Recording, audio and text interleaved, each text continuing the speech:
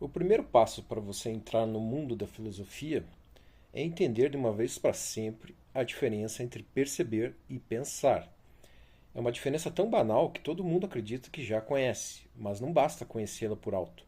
É preciso meditá-la de novo e tê-la sempre na memória, porque algumas ideias pensadas são tão persuasivas, tão intensamente reais, entre aspas, que você acredita que viu uma coisa quando apenas pensou nela.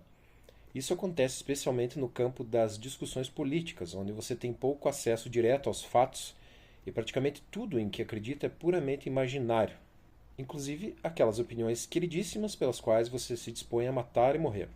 Mas acontece também na esfera da filosofia, onde um homem tão inteligente quanto René Descartes acreditou que estava escrevendo um depoimento direto sobre suas experiências interiores, quando estava, na verdade, apenas tirando conclusões lógicas de um conceito pensado. A solução dos mais difíceis problemas filosóficos, assim como a clareza em muitas decisões da vida prática, pode depender inteiramente de você não cair nesta confusão. No seu livro Controle Cerebral e Emocional, o psicólogo espanhol Narciso Irala sugere um exercício simples que pode ajudar você não só a gravar na memória a distinção da qual estou falando, mas a trazê-la de volta e usá-la na solução de muitos problemas e perplexidades, aguçando a sua autoconsciência até fazer dela uma verdadeira máquina de compreender.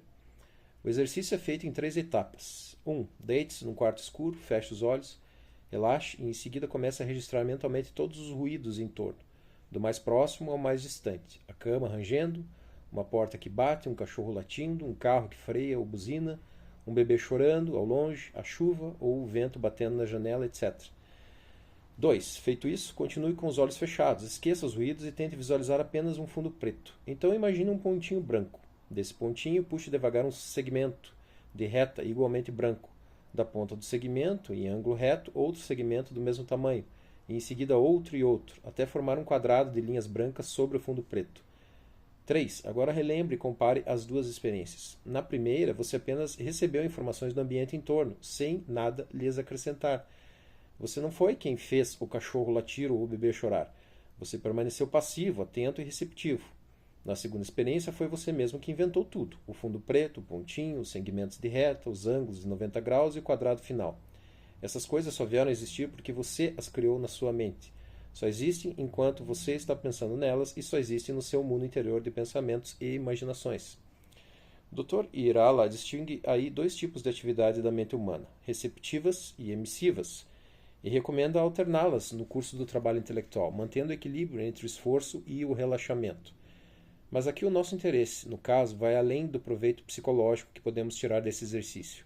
Nos 2 momentos dessa experiência, não distinguimos só 2 atividades da mente humana, mas 2 modalidades de presença dos objetos diante de nós. Eles podem se apresentar como dados da realidade ou como construções, criações da nossa mente. As 2 atividades, perceber e pensar, dão-se igualmente dentro da nossa consciência, mas, dentre os objetos que elas revelam, os da segunda provêm de nós, os da primeira de algo que definitivamente não é nós. A rua, a janela, o cachorro, o bebê, o mundo.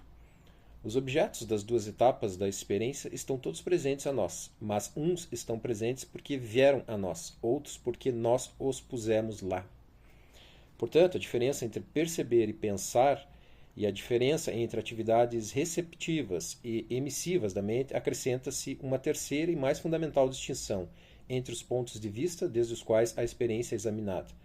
O ponto de vista do Dr. Irala é o da psicologia. Ele está interessado no funcionamento da mente humana enquanto tal. O nosso ponto de vista aqui é o da gnoseologia, ou epistemologia, a teoria do conhecimento. Estamos interessados na relação entre a mente conhecedora e os objetos que ela conhece.